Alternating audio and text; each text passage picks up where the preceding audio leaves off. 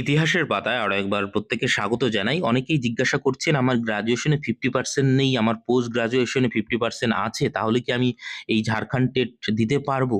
এবং ওভারঅল থাকতে হবে না কি থাকতে হবে? দেখুন এইখানে আমরা নোটিফিকেশনে কি বলা রয়েছে সেইখান থেকে বোঝার চেষ্টা করব। আপনারা সেকেন্ড নোটিফিকেশন দেখতেই পাচ্ছেন, অধ্যায় 2 শিক্ষক পাত্রতা পরীক্ষা। এইখানে যে নিয়মাবলী দেওয়া রয়েছে, এখানে প্রাথমিক শিক্ষকের এবং কক্ষা এক্স 5 तक মানে 1 থেকে 5 এর জন্য ন্যূনতম 50% অঙ্ককে 7 +2 উত্তীর্ণ এবং আপনার ডিএলএড সেইটা রয়েছে। এবং তার পরের পেজটাই দেখুন, উচ্চ প্রাথমিকের জন্য এইখানে লেখা রয়েছে উচ্চ প্রাথমিক বিদ্যালয় কক্ষা 6 থেকে 8 तक। এখানে কি কি চেয়েছে একটু ভালো করে দেখুন, তাহলেই আপনাদের সমস্ত প্রশ্নের উত্তর আপনারা পেয়ে যাবেন।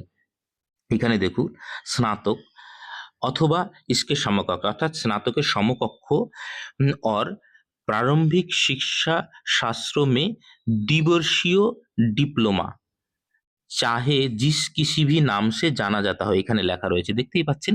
অর্থাৎ ডিপ্লোমা, দ্বিবর্ষীয় ডিপ্লোমা বলতে ডিএড বা ডিএলএড আপনি যে নামেই জানুন না কেন, সেই সঙ্গে ডিএড বা ডিএলএড বা ধরুন অন্য অন্য রাজ্যে অন্য কিছু বেসিক ট্রেনিং বলে, তো যা নামেই জানা হোক না কেন সেইটা যদি আপনার ডিপ্লোমাটা থাকে দ্বিবর্ষীয়, সেই সঙ্গে যদি আপনি স্নাতক হন, এখানে কিন্তু ভালো করে খেয়াল করুন, পার্সেন্টেজ কিন্তু চাইনি। যাদের ডিএলএড রয়েছে তাদের গ্রাজুয়েশন পাস থাকলেই হবে, এখানে কিন্তু পার্সেন্টেজ চাওয়া হয়নি।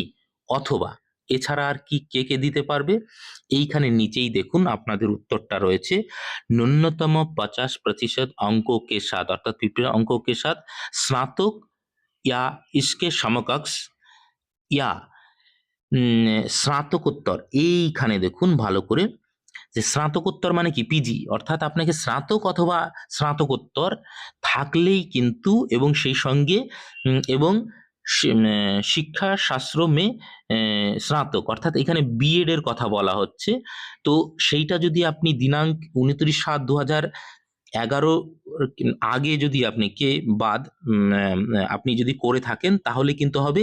এই ডেটটা কেন দেওয়া, এইখানে নিচেই, তার নিচেই এখানে দেখুন অথবা দিয়ে ন্যূনতম 45% কে সাথ অর্থাৎ 45%, অর্থাৎ এই ডেটের আগে যদি আপনি করে থাকেন তাহলে আপনি 45% হলেই হবে, কারণ আগে নাম্বার কম উঠতো। সেই জন্য কিন্তু ঝাড়খণ্ড সরকার এদেরকে এই 11-র আগে, 29/7/11-র আগে যারা করেছেন বা রেজিস্টার করেছেন বিএড বা ডিএলএড যাই করুন না কেন, তাদের কিন্তু মানে মানে 45% মানে 5% ছাড় দিচ্ছে। পরিষ্কার কথা, ঝাড়খণ্ড সরকার কিন্তু সবার কথা ভেবেছে এবং সমস্ত ভেবেচিন্তে কিন্তু খুব সুন্দর একটা নিয়ম করেছে এবং সবাইকে কিন্তু অপরচুনিটি দিচ্ছে। এখানে দেখুন একদম পরিষ্কার করে লেখা রয়েছে, ন্যূনতম 50% अंकों के साथ স্নাতক ইয়া সমকক্ষ ইয়া স্নাতকোত্তর এইখানে, এবং সেই সঙ্গে আপনাদের তো ইয়ে লাগবে, অর্থাৎ আপনি স্নাতকে অথবা স্নাতকোত্তরে যদি 50% নিয়ে পাশ করে থাকেন, এবং আমি এর আগের ভিডিওতে যে সাবজেক্ট কম্বিনেশনের কথা বলেছি সেইটা যদি আপনি করে থাকেন, তাহলে আপনি কিন্তু অবশ্যই এই পরীক্ষার জন্য এলিজেবল। এবং এখানে পরিষ্কার করে নিচে লেখা রয়েছে 6 to 8 এর জন্য আপনাকে কিন্তু স্নাতক করে থাকতেই হবে, ন্যূনতম স্নাতক, এবং স্নাতকোত্তর করে থাকলে আরো ভালো। তো সেটা আপনারা এখানে পরিষ্কার দেখে নিলেন। আমি নোটিফিকেশন থেকে একদম অথেন্টিক সোর্সের সঙ্গে আপনাদের দেখিয়ে দিলাম যে এখানে কি কি বলা রয়েছে। এছাড়া এখানে দেখুন 4 বর্ষীয় যে সমস্ত এখন ইন্টিগ্রেটেড কোর্স হচ্ছে সেগুলো 50, এইখানে 4 বছরের, এগুলো কেন?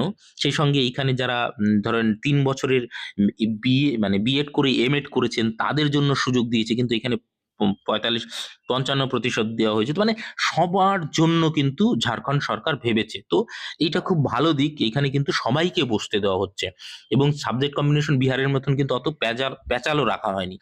তো এইটা কিন্তু খুব ভালো সাইন, প্রত্যেকের জন্য সুযোগ। এবং যাদের 50% গ্রাজুয়েশনে নেই তারা নিশ্চিন্তে মানে প্রিপারেশন নিন, পরীক্ষা দেওয়ার জন্য প্রস্তুতি নিন, আপনাদের কিন্তু একটা বড় সামনে সুযোগ রয়েছে। এরপরে কিন্তু এই টেট পরীক্ষায় শেষ নয়, এরপরে আরও পরীক্ষা রয়েছে এবং মেন পরীক্ষায় আপনাকে কিন্তু উত্তীর্ণ হতে হবে। তো যাই হোক, ভালো করে প্রিপারেশন নিন। আমাদের সঙ্গে যুক্ত হতে চাইলে কমেন্ট সেকশনে লিঙ্ক দেওয়া থাকলো, সেখানে গিয়ে যুক্ত হয়ে থাকতে পারেন ফার্দার যে কোনো ইনফরমেশনের জন্য। এবং আমার তরফ থেকে তো আমি বলেছি যতটুকু যা গাইড করার অবশ্যই আমি সেটা করে দেবো। Thank you.